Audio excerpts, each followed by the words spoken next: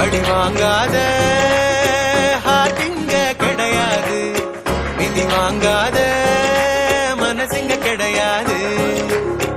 எது கிடைக்கும்னு மைண்டுக்கு தெரியாது, சும்மாராயே